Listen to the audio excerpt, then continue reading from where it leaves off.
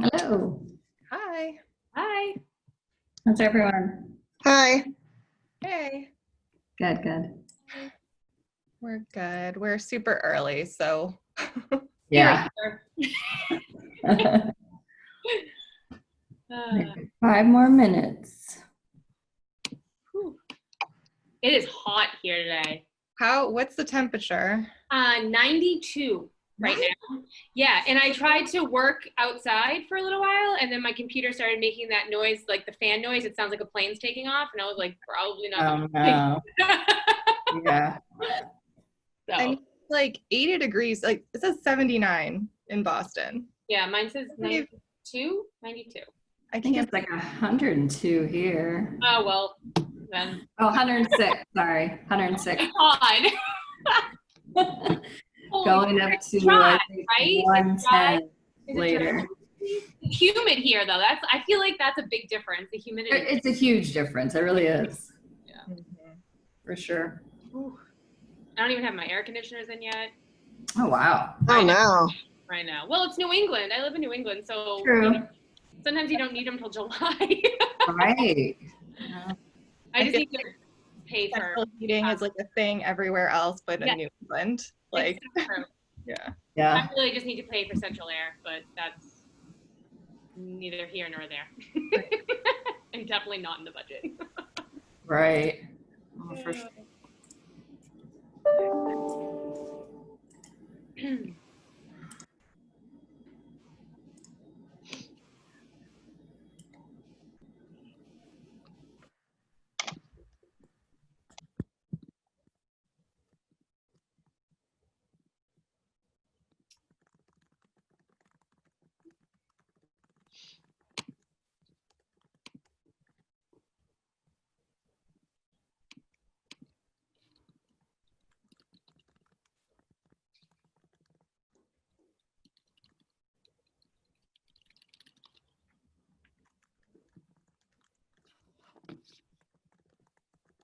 I had my hat on for Rachel and I's podcast video. cute. I thought about wearing it for this, but yeah, we're not gonna do that. It is cute though, right? Yeah. I feel like sometimes hats are hard to pull off, but you nailed it. Well, with hair that's out of control like mine, a hat is literally the best thing I could do. So.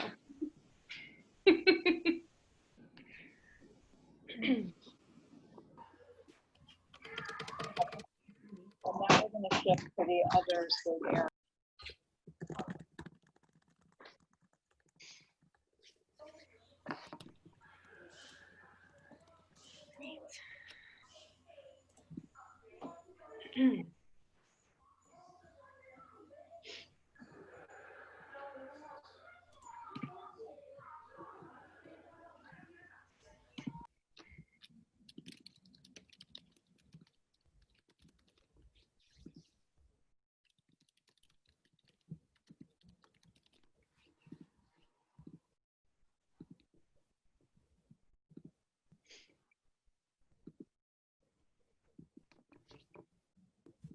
A lot of people joining.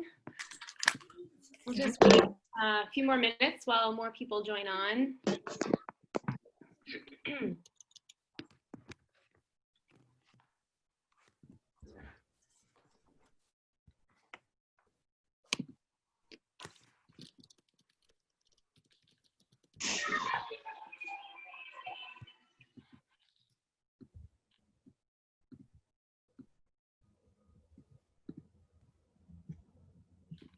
We had about 30 people sign up this week, right?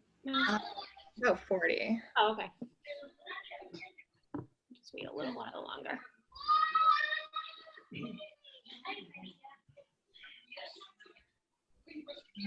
While we wait, I can do the first poll to see who's open. Okay. That's like our favorite one. Favorite start off poll. Yeah.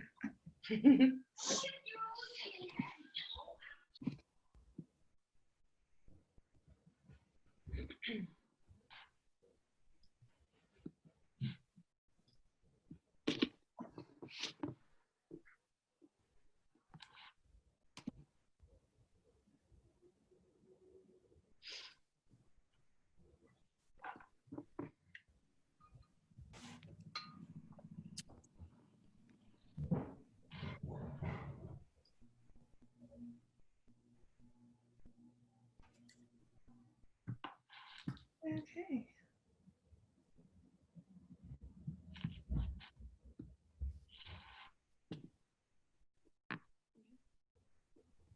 All right.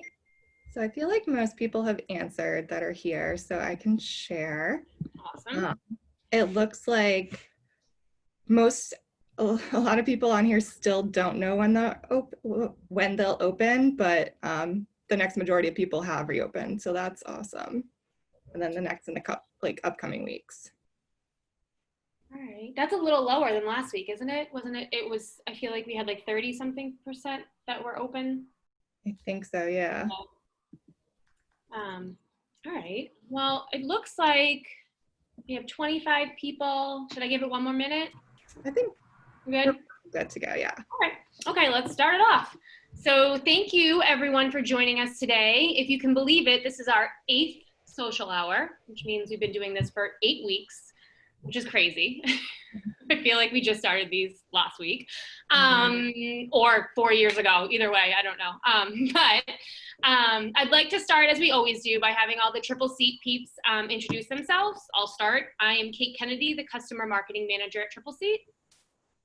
And then I'm Rachel Mazzola, the Event Manager at Triple Seat. I'm Leita Younger, and I'm the VP of Marketing at Triple Seat. Hi, I'm Lisa Tevis. I'm the Hotel Marketing Manager at Triple Seat. And I'm Rachel Calkins, and I'm Marketing Coordinator at Triple Seat. I think that's all we have, right? Yeah. That's not on yet? Okay. All right, thanks guys. And as a reminder, if and when you guys all speak up, the first time you do, just try to remember to say your name and where you work or most recently worked, just so we get an idea of who's on the call. So I was gonna say next, let's kick it off with our reopening poll, but we already did that, so nice job, Maz. Yeah, so then one more note that I'd like to say first is that I know a lot of you have been on these calls before, a lot of you have spoken up, some of you haven't.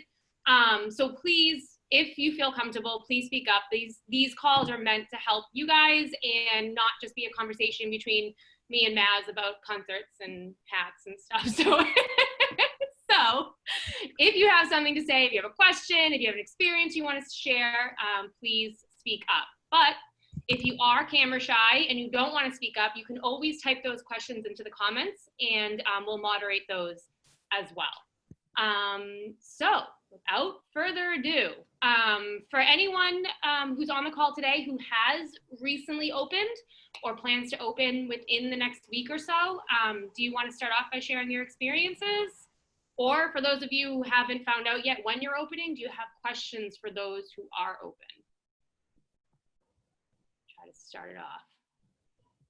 Anyone? Well, I can share my experience. I'll talk, Kate, if you want. All right. Yeah, go for it. All right. Hi, everybody. I'm Rebecca from Zuma in Las Vegas. So we are, our governor just announced that we are going to be able to open our venue since we're in a casino on June 4th. So we're super excited. So we got about 8 days notice with the contingency that we don't have any, that we're still in the downward trend. So very exciting stuff. I know everybody's been really enjoying the restaurants being open again in Las Vegas. So the restaurants that now have on-premise dining, it's been overwhelming, the experience. There's been goods and bads and lots of learning involved, but my husband and our friends and I, we actually went out, the 4 of us, to dinner and had a great experience with masked servers and social distancing. So I think everybody's handling it pretty well. So if anybody has any questions, feel free to ask. The hotels, restaurants that are in hotels, I think have a lot more stringent guidelines that we're adhering to just because of the populations. But here in Las Vegas, we are able to gather in groups of 50 as of the 29th. So we are seeing some things happen. Yeah, that's exciting. Huge. That's huge for private events, especially. Yes. So are there other guidelines, like as far as how you're setting up those private dining rooms for events? Yes, absolutely. So, and also on the catering side with our chamber, there are conventions coming back in that have been approved that are actually coming still this summer. So since we have so much square footage, of course, it's social distancing, 6 feet apart, still those guidelines. So in private dining, luckily, you can see our wood tables behind me. These actually split. So we've already presented our new floor plans with moving tables and separating them so that in the private dining room itself, we can still have groups as long as we adhere to the 50% capacity with social distancing. So that's exciting. There's been some talk about in other venues as well. They're going to have people designated putting in, not at Zuma, but in other venues here in Las Vegas. A lot of restaurants are having different staff members put in the orders and totally change their sequence of service so that it's really lessening the contamination, if you will. And then also staff in a lot of other resorts as well. Zuma hasn't released theirs yet, is working in teams. So the same people will be working, they're working kind of like a firefighter shift. It's very interesting. They'll have like 4 or 5 days on, then they'll be off for 9 days, then they'll have maybe a 3 or 4 day block. So a lot of blocking, which is very smart, because while our cases are low here, as tourism picks up, we expecting to see more cases. So that it's a smart. Yeah, that will, so they'll lesson. be able, yeah, exactly. They'll be able to tell if there's any symptoms or anything goes wrong. They'll know. Yeah, and then they won't be out a whole chef team, or when if and so somebody gets the virus and needs to be in quarantine, mandated quarantine, they'll have coverage to pick up and be able to change the blocks where not everybody was exposed. That's really smart. That's something we haven't heard before, I feel like. Yeah. It's the Venetian. So the Venetian, my husband's a general manager. If you guys didn't, I think I say that a lot. So I get a lot of intel that I normally wouldn't get. But the Venetian has a Venetian clean standard. They're, I think a lot of hotels here are trying to up each other. Who could be the best and strictest. So they're all testing as well. They have their thermal scanners. They have the security has these thermal scanners as well. They have their temperature logs. They have the blocking, which is, I think, I don't know if other venues can do that with their staff. You have to have a pretty big staff. Sorry, there's somebody's joining us. Oh, cute. My dog just jumped on our lap. Like visitors. Yeah, that's really interesting. And you're right. I feel like a lot of restaurants may not be able to do that because they are cutting down in the size of their staff, and maybe they're not able to do that. But it is a great idea, and something I definitely haven't heard before. Very proactive. Yeah, for sure. I would say. Just very proactive. Yeah, I also went out to eat for the first time this past weekend. I live in New Hampshire and we are just open for outdoor dining. And it was interesting to see, there are a ton of people out. We had to wait 40 minutes for a table. And the table, which isn't crazy, but the table that, while we were waiting, they had another set of tables in a different area outside that used to be used for parking, and they turned it into like a waiting area, an outdoor waiting area. And there were servers that would serve you drinks while you waited for your table, which I thought was a really interesting way to use space that otherwise they weren't using, obviously, for tables and dining and customers. And it's something that I feel like we've seen a lot of. I know that another one of our customers, Tuscan Kitchen, they built basically a carriage container and they made it into like an outdoor bar, and it's attached to a tent in half of their parking lot so that they could expand their outdoor dining and make sure it was safe and 6 feet apart and all that stuff, because they're only allowed outdoor service. And I wonder if anyone else on the call lives in an area where they're just allowing outdoor dining right now, or if anyone has thought about maybe expanding some strange outdoor spaces into spaces to use for dining.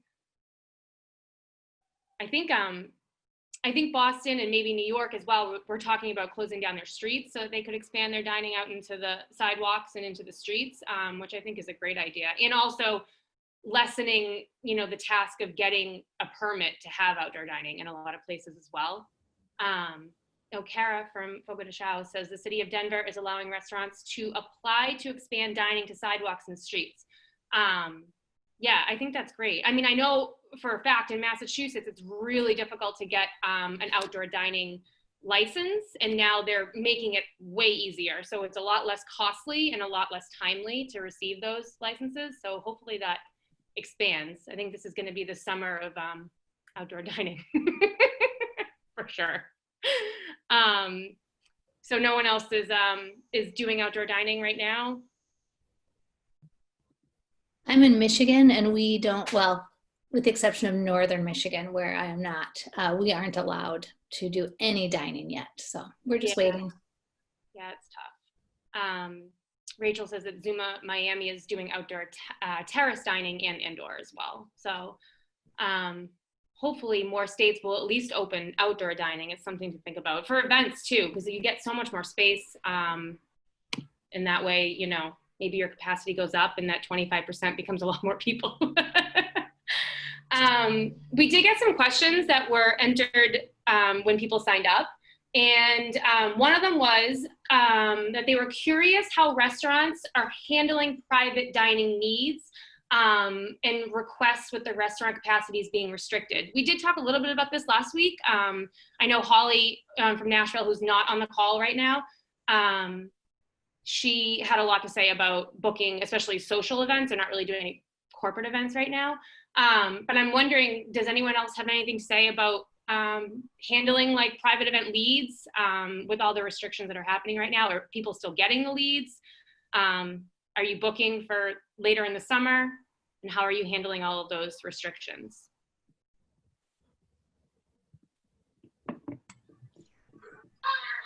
So in Las Vegas, I've only got one lead, so it's been dry, but really exciting to get that lead, and it's for future.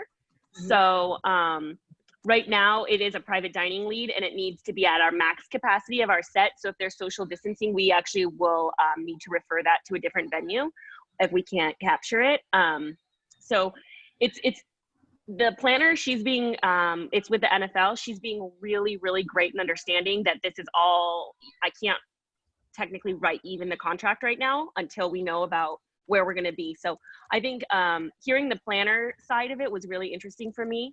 She was saying that more than ever, her executives are looking over everything she does, where she used to have the freedom just to book and get quotes and kind of do things. So I found that, you know, sorry, I hear my son in the background. I found it really interesting. I'm also now, as of this week, stay-at-home full-time working mom. So it's exciting. Fun, so it's a different experience. Yeah. My husband's gone. I'm like, where did you go? It's a joy. Yeah, he's at the Venetian every day, setting up, having meetings, getting their stuff done. So it's go time. But yeah, so it was really, really powerful for me to hear how she understood every step of what I was doing with our presentation, and to try to, you know, meet both sides. But for October, who knows where we'll be. I'm hopeful that we'll be in stage 3 or 4 where these guidelines are completely, or maybe out. I mean, Nevada is going really quickly through the government phases, so that are federal as well. So we'll see. Hopefully. I see that Lena said that in Dallas, she's getting a lot of social leads, and she had 3 yesterday. I don't know, Lena, if you want to speak up to that or. Yeah. So the feeling that I'm getting in Dallas is that people are they're ready to live life. And the brides just want to get married and just, I had a lead yesterday where she isn't planning a traditional wedding, but she wants to get married. And so she's going to find a church to have a small group of people to get married, and invite only 30 of her closest family and friends to a reception at one of our restaurants. So I am not comfortable restricting our guests. So if they say I want to have a party for 30, I'm just going to book it as I usually do. And every day we get different news about, you know, there's a virus that's going to be here in July, there's one's going to be in September. So I'm not comfortable saying, well, yeah, I'd love to book you, but I'm not sure what. I'm just going with the flow. Yes, I would love to have you celebrate your wedding. What date? Let me send you some menu options. What are you envisioning? And then just take it from there. And then if these restrictions pop up, because we still don't have any guidelines for private events. I'm I'm kind of thinking of as well, private event is a private event, whether it's at a venue or your home. So far, no one's told me anything different. Yeah. So that's what I'm doing. My the soonest that I have an event is actually Sunday. She wanted to bring 20 people to the restaurant, which a little iffy there, but we do have a private room that can be completely closed off. So we were ready to do that. And then she decided a few of her guests would prefer to have it at her home. So I'm doing a catering for that. So I'm really excited about that. And then I have a few more bridal showers, 20, 30 people. And I'm just doing what I normally do and not trying to make it over complicated.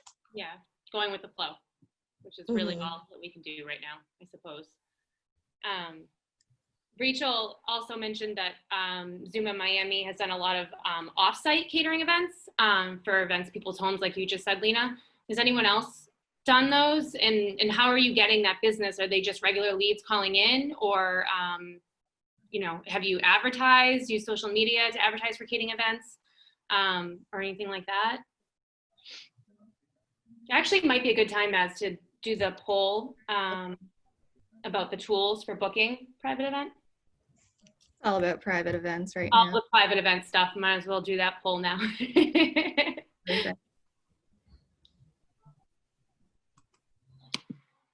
Lena, when you booked the events for this weekend and the ones upcoming, did they ask you about like what you guys were doing in terms of precautions or separating people, or did they just want to like book the event like normal as well? My client for this Sunday, she is a regular, and it's her husband's 60th birthday. And his favorite thing to do is come to a restaurant and have the crispy calamari for an appetizer and the spaghetti bolognese for dinner. So she really wanted to make that happen for him with friends and family. And her attitude was, I'm over it. I'm sure more people die of cancer than this COVID-19 thing. So I just want to go back to normal. And so I was just trying to go with the flow. Yes. And I made sure that my CEO was fine with it. He said, it's private, it's fine, just close the room off. But yeah, she wants to go back to normal. She's just done. I suppose there's probably going to be a 50-50 or maybe even a different percentage of people who are just like, I just want to book this event and I want it to be feel as normal as possible. And then others who are going to be like, what are you going to do to keep me safe? And you know, what if I cancel, and what if this happens? And juggling the two sides of that. Oh, it looks like we have results. So what are you doing to prepare for private dining business? And a ton of people responded that there are flexible cancellation clauses, updating cleaning, sanitizing procedures. We also had a lot of people say adjusting room capacities and creating new menus. Less people talked about adjusting food and beverage minimums and increased staffing. Obviously that was the lowest one, as I'm sure a lot of people probably can't increase their staff right now. And then what tools are you using to help book private dining business?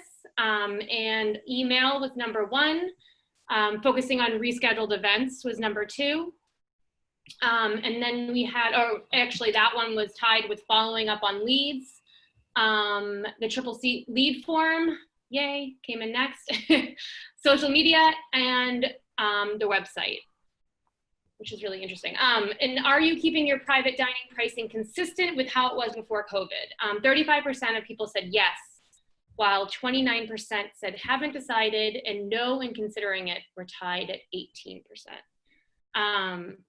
So I think that's a huge, what tools are you using to help book private dining business? The large number of you focusing on rescheduled events is definitely a big one. And that's interesting to me because we did talk a lot on these calls before about how a lot of people did cancel their events. But it's nice to see that there are a lot of rescheduled events as well. And when it comes to those rescheduling of events, have you guys loosened up on the, on the cancellation clauses in case something like this, like you said, Lena, we have another virus coming in July, I guess. Have you loosened up on those cancellation clauses and all that kind of stuff because of it? And I haven't changed any of my terms, not yet. I'm trying to be flexible with minimums, asking them what they're wanting to pay, what their preferred budget is. It's tricky because being at 50%, our a la carte business, we're definitely trying to drive up that PPA. Whereas before it was 35, 45. Now we want them to spend 50, 60 to kind of make up for that lost revenue in the rest of the space. But I haven't changed my terms. No one's asked me to change my terms, or the inquiries I'm getting, I don't even feel like they feel they're being affected by COVID-19. Yeah. They're just inquiring, this is what I want, send me the menus. They're talking about mingling cocktail receptions with past hors d'oeuvres, and I'm like, I don't know if I can serve it that way to you, but to them, they don't even bring it up. It's just like, this is normal, I'm ready, let's book it, I want to see menus. And I haven't really changed anything.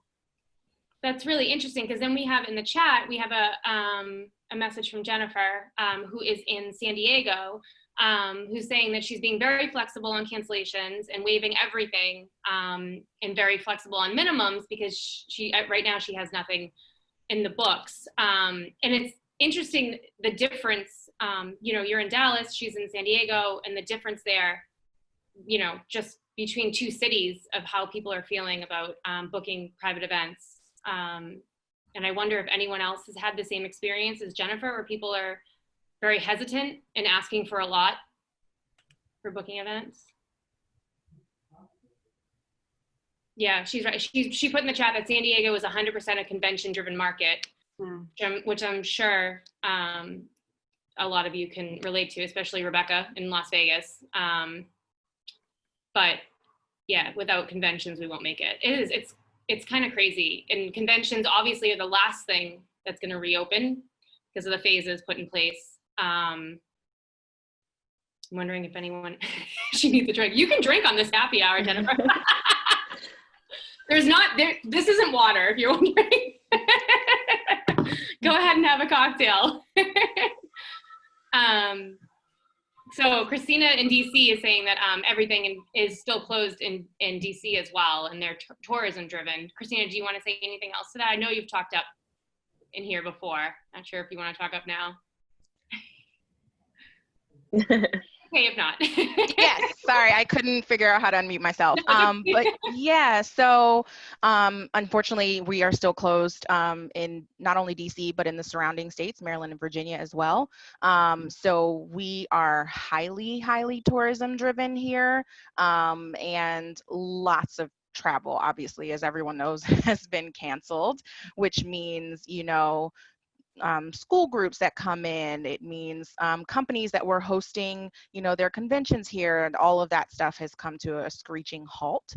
And they're not even that interested in really rebooking because they are so nervous about things. So it's pretty tough here. Yeah. Christina, go ahead, sorry. Oh, sorry. I know that some of the government is like back in DC and back in session. Are you guys close enough to that where like you would get any residual business there, or like catering orders or that sort of thing? Possibly when we are allowed to reopen. We're not open. So Got it. Yeah, we'll see. Fingers crossed.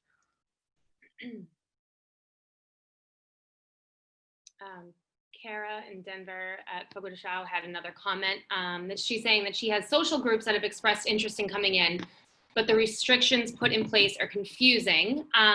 For instance, we are limited to no more than 8 per table with 6 feet between tables. But per the restrictions, I believe everyone sat at the same table is supposed to reside in the same household. That is so hard to make sure it actually happens. So a corporate event won't be able to happen until these restrictions are lifted, if this is the case. Yeah, that's an interesting point. And I can tell you right now, it's the same, excuse me, it's the same here, those same restrictions, but There was no way that the people who were out to dinner when I was out to dinner last week were in the same family. But it's true that that's going to put a damper on booking corporate, because obviously corporate, they don't all live in the same house.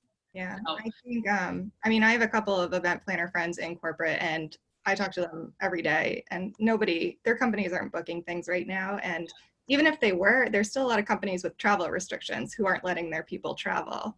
right. So I think it's going to be a while until that business. And I feel like it's yeah, I feel like the travel restrictions and all of that is going to stay in place for a while. So it's going to be a lot of focus on social for the summer, at least, I would imagine. For sure. But hopefully a lot of those companies, once everything's back to a semi-normal state, they'll want to spend money on events. I'm ready. I'm certainly ready for events to come back. I was going to say, I'm ready for our events to start up again. I'd like to be with all of you in person. Yeah, I want to go to every single one of your properties. You're our first call. Yeah, exactly. We're coming to you guys. But yeah, it is, those restrictions are super interesting to me, because it's not everyone's going to follow them. It's funny because I actually, when we left the restaurant, and I can't speak to all restaurants in New Hampshire, obviously, and I won't even say the name of this one. They're not a customer, but I don't want to throw them under the bus.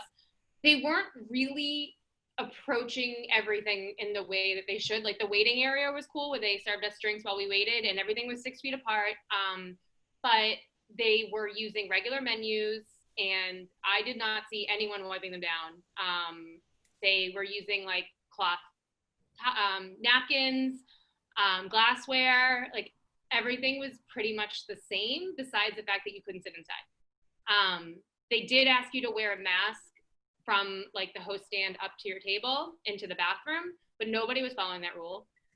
So I don't know if anyone else has noticed lax in these rules, or if it's just here, or maybe it was particular. Didn't Governor of New York just say that restaurants you can refuse service to anybody trying to come in without a mask? Yep.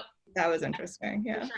And But I agree, for sure. But it's such a fine line, because it's you want to keep people safe and you want to keep the rules in place, but you also don't want to make your guests feel uncomfortable, or let things escalate to where there's a scene. And so I'd be really curious to know if anybody's training their teams on how to handle that kind of thing, because I just putting myself back in my shoes as a hostess or a server, I would have been really uncomfortable to have to ask somebody to do one thing or the other, especially with how touchy everybody is and what their beliefs are. Like you were saying, Kate, people are on one end of the spectrum or the other. Yep. And Lena was kind of sharing, she has regulars who are ready to get back in the restaurant and celebrate a birthday. And then there's other people who are I want to see X, Y, Z, or else I wouldn't be comfortable coming in.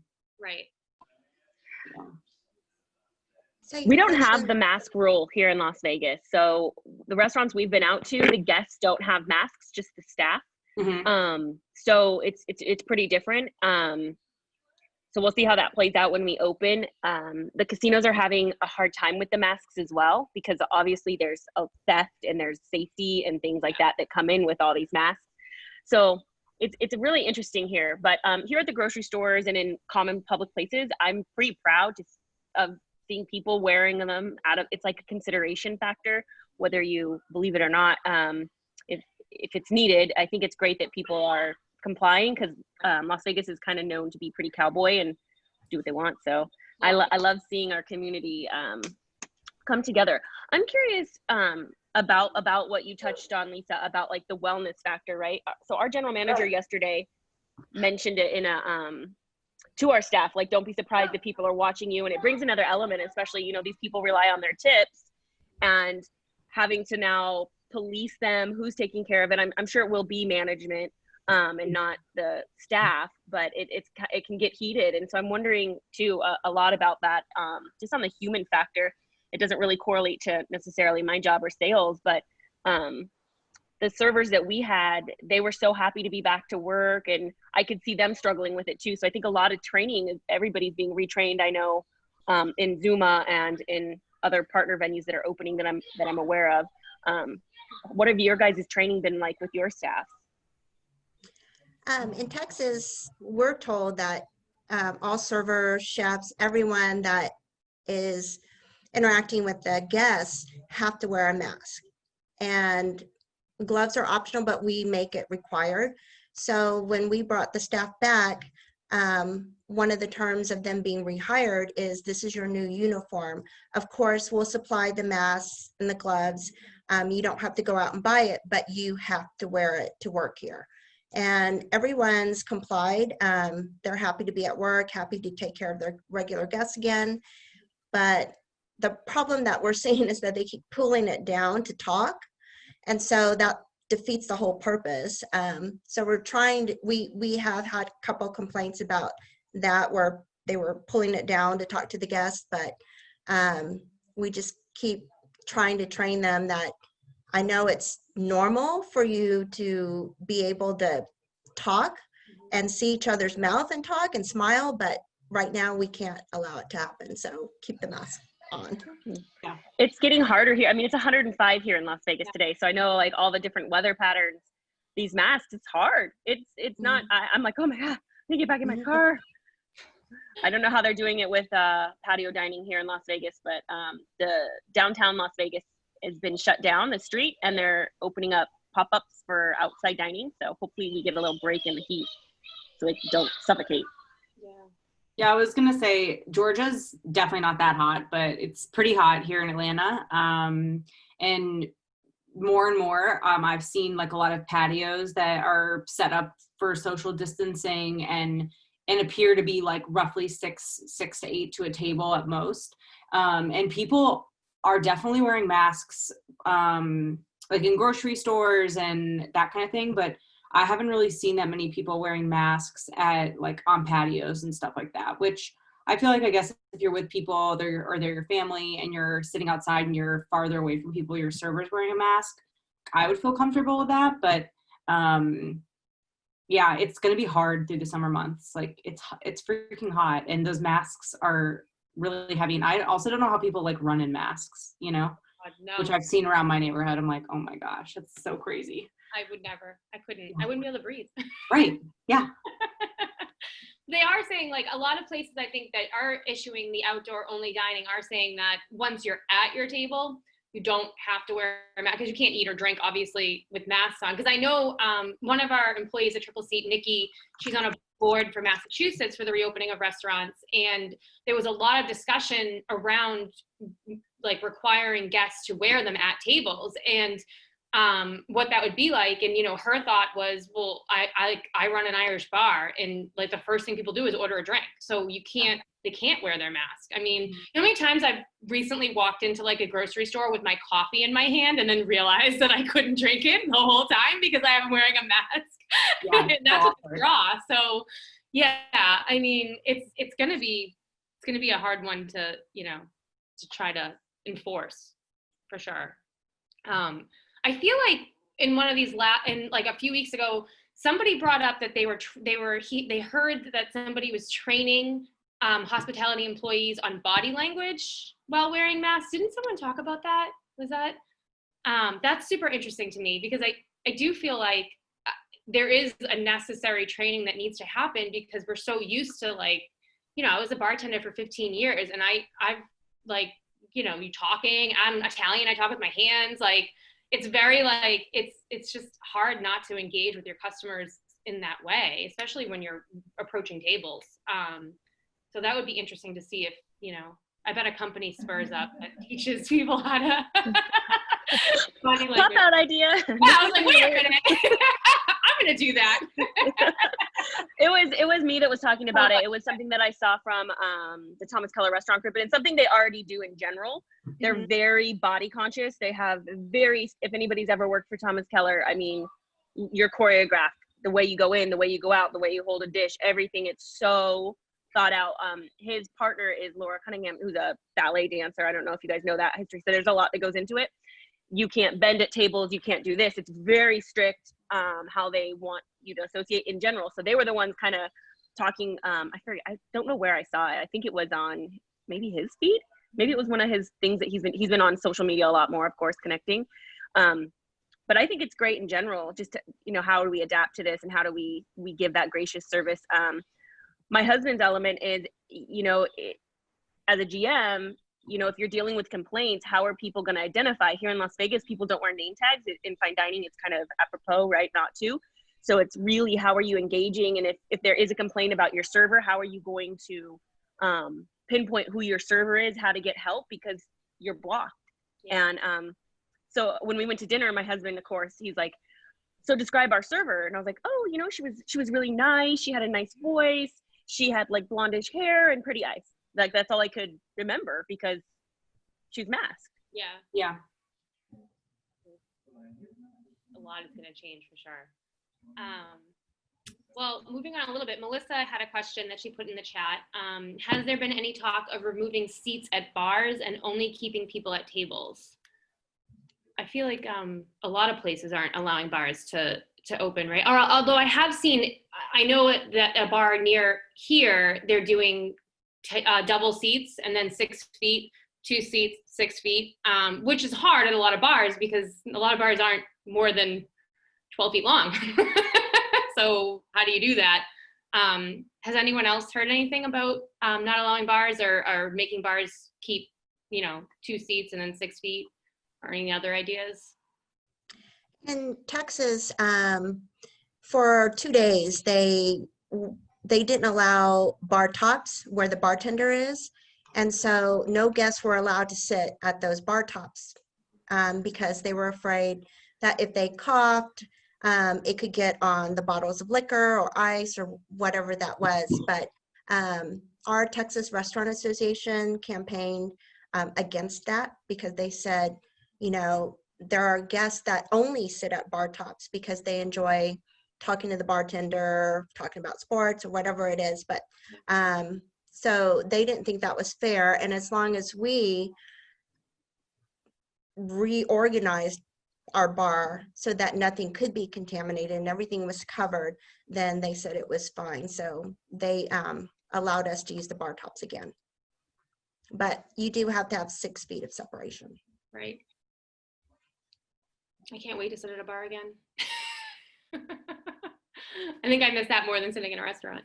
Let's see. Oh, we had a question.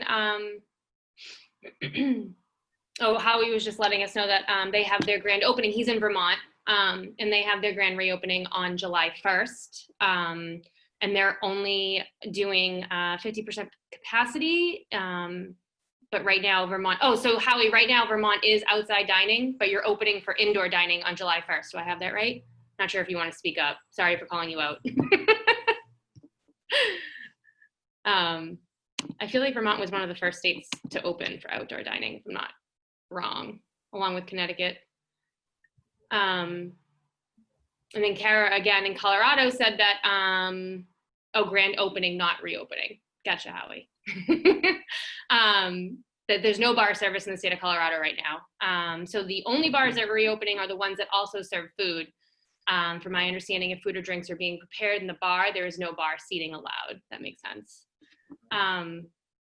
As far as actually had a question for you guys, because this came up on a podcast that we had a few weeks ago, where we were talking about we've talked a ton about social distancing with your customers.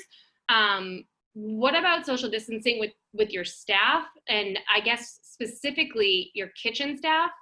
I feel like, I've worked in so many restaurants, and it's the smallest space in your restaurant, right? Because you don't make money off the kitchen.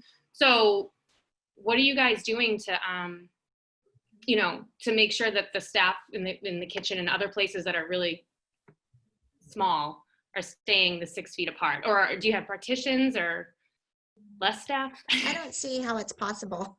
Right, I know, that's the thing. To execute the same food, we'd have to remodel the entire kitchen, tear it all out, and it's not possible. So we take everyone's temperature at the beginning of the shift, ask them, questions, and we make it pretty much voluntary. If they're not comfortable working, then they don't have to work. And they can come back whenever they feel more comfortable. But on the most part, most of our kitchen staff was so ready to come back to work, and they're being careful, and they're wearing gloves, they're wearing their masks. Some of them choose to wear their own that have the extra ventilation, but I don't see how you can do 6 feet when you're trying to work as a team in the kitchen. Yeah. I mean, most kitchens, it's the smallest space in your restaurant for good reason. Yeah, that's interesting. And I know that we had brought it up on the podcast because in Boston specifically, or Massachusetts, one of the rules was when you reopen, your kitchen staff must be 6 feet apart. And we were like, how is that possible? You're gonna have one person in the kitchen. It doesn't make any sense. So I don't know if they'll change that, or, I mean, they'll have to, because otherwise you can't put out food. Also, it's like, how would they enforce that? Like, is Right, someone like, I know, that's the thing checking? too. Yeah. Yeah, maybe like inspections, I don't know, but it seems like hopefully that wouldn't last for very long. I would hope not. I feel like it can't. Yeah. So I guess it's good to hear that no one else has had to deal with that. Let's see, what else? Does anyone else have any questions? I feel like I'm running out of questions here. I think we kind of missed one from Nicole in the chat. Like, is anyone located within a hotel or other property where a waiting area might be an issue within your venue? No. Like I said before, I do know that that restaurant that I went to had that outdoor space that they turned into an outdoor waiting area with tables, which I feel like is a really innovative idea, because that way you're not losing money either, because people order a drink while they're sitting there, and you're keeping everyone 6 feet apart. And it's more organized. I've heard of like restaurants, like they'll take down your information and then you have to go wait in your car, and then like, they'll call you on the phone and say like, okay, your table's ready, or you can come in. So I don't know if there's something like that. I guess if you're located in a hotel, it's hard waiting there. Yeah, also doing like the time blocks where it's like you can basically have to make a reservation at certain times, so hopefully you can control the flow. Might be helpful if there's enough like demand for that. And Howie said that Vermont is reservation only and wait in car if your table isn't ready, which makes a lot of sense. There was a huge uproar on Facebook last week because of a restaurant local to me that is right on a beach. And although they were following all of the regulations inside and everyone was being safe and doing what they were supposed to do, while people were waiting, because they were waiting for like 2 hours, some of them for a table, they were all standing outside in a huge group, like on the sidewalk.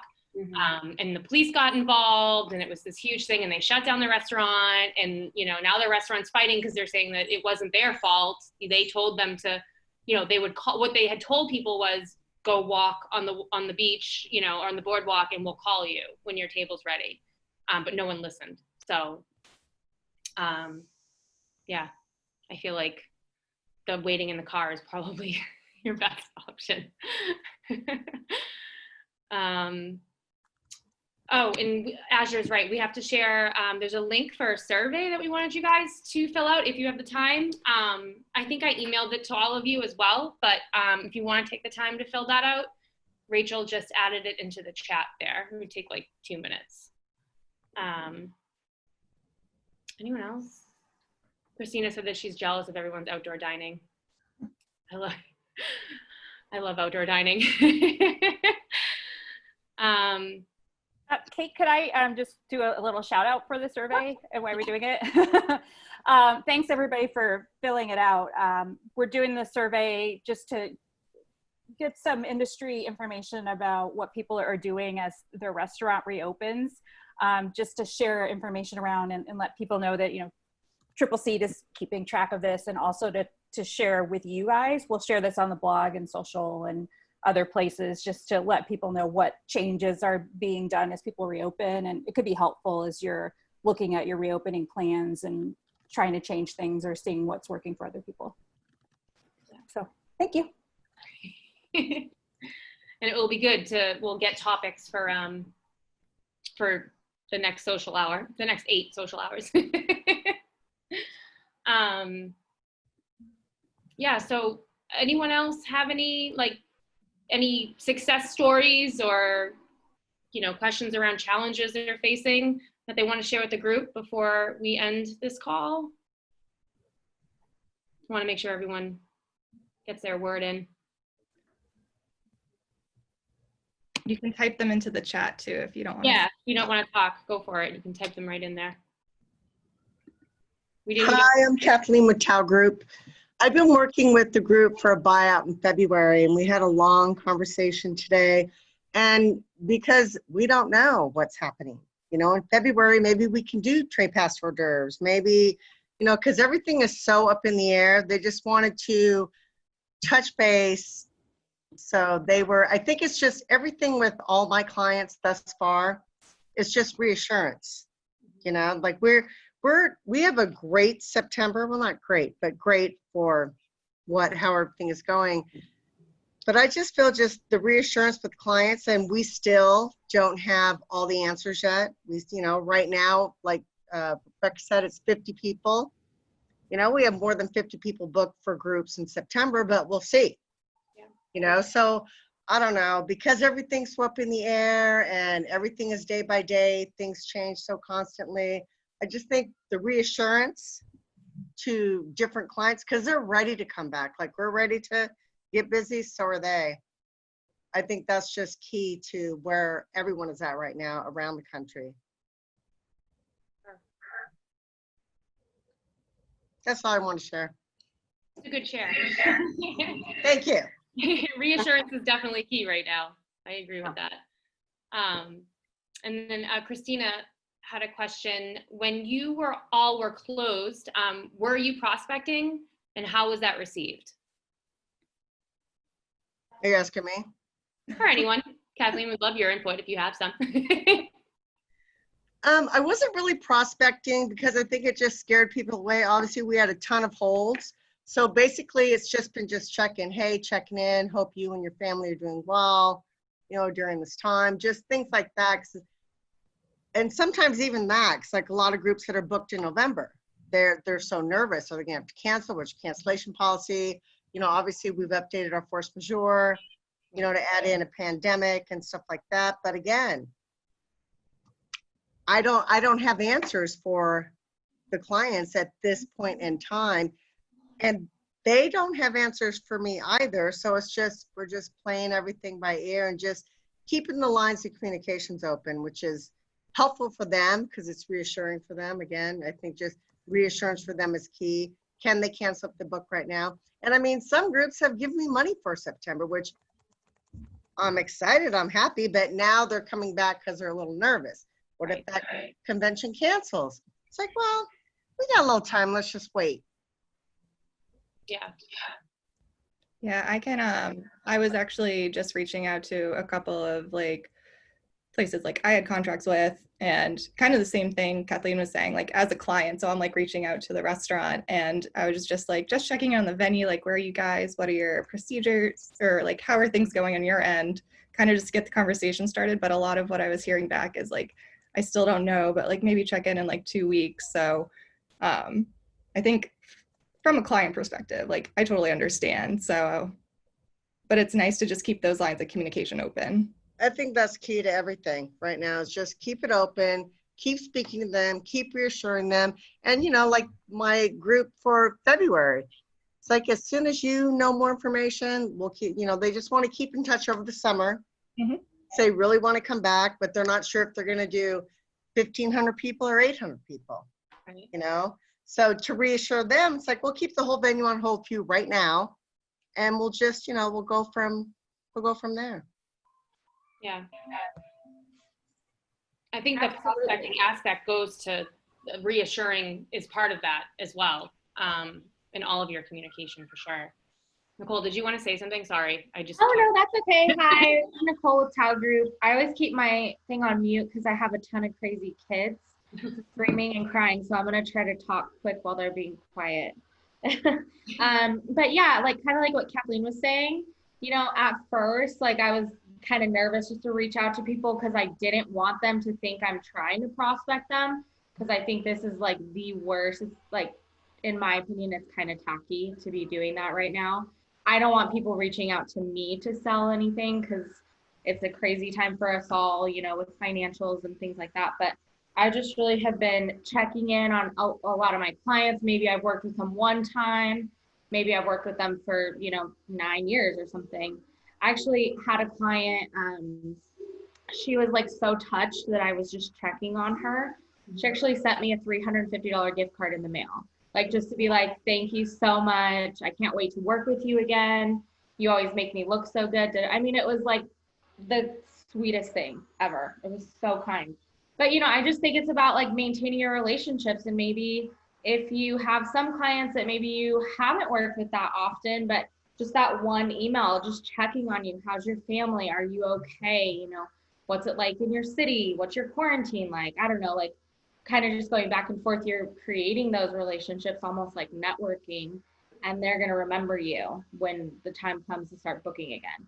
And I've had so much good feedback. I have not had one person say like, oh my God, I haven't talked to you in 10 years. It's great to hear from you. Like everyone's so positive about it. And they're like, we can't wait to come back to Tau Group. We can't wait to book at Marquee. We, can't wait to go to Tau LA. And I'm like, great, let me know. I'll hook you up with our LA team, so it's been really, really good. That's good to hear. It's really good to hear. I mean, even at, restaurants, but also we work in hospitality at Triple Seat, obviously, and everything, all of our sales, basically came to an abrupt, like, we're not going to sell to restaurant people right now. That's crazy.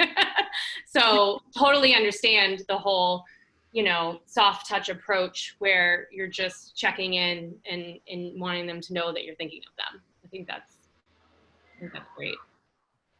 It's hard for us because, as salespeople, we connect with people all the time. Like that's what we do. We like to talk to people.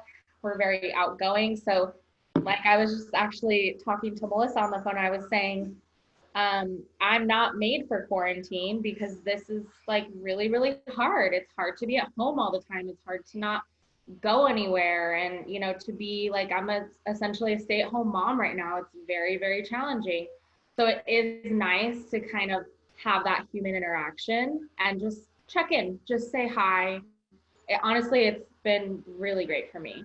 So I've had people, say, well, all of our travel's canceled for 2020, but we're going to be back in 2021, which I expected anyways. So it's just great to know they're like, you're on the top of our list. As soon as we can travel, as soon as we can book an event, as soon as we can do a dinner, I'm calling you. You know what I mean? Yeah, that's great. Anyone else want to chime in? I feel like that was some great feedback. No, I don't want to miss anyone.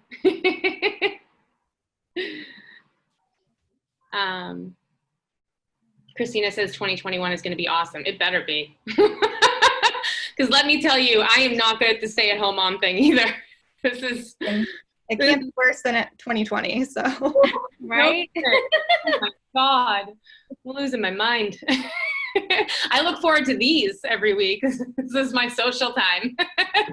So thank you to you ladies and gentlemen for giving me some human contact when usually it's just my children. I have one quick question. I was just wondering how many people may have actually or are planning on putting physical barriers or changing up the restaurant design, because I remember, I forget who it was, but I think it was a restaurant in Texas. Mm-hmm. The last time she was saying that they were just being like innovative and like putting up shower curtains is like, a temporary thing. But I was just wondering if anyone else is doing anything or has come up with more creative ideas.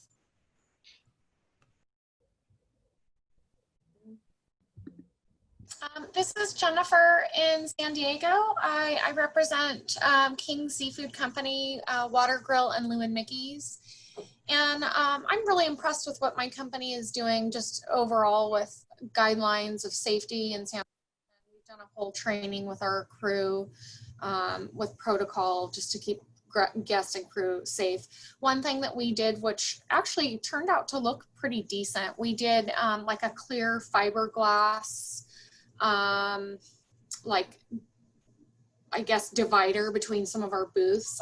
I don't have a picture, but I'd be happy to email anyone a picture, but that works really well. And we also did design some stand-up clear fiberglass barriers that definitely we want to keep the look temporary, like a polished temporary look, because I think we all want to keep that in the back of our mind that this crisis is temporary. But yeah, we've done some changes that look workable and will help guests feel safe. So I recommend clear fiberglass.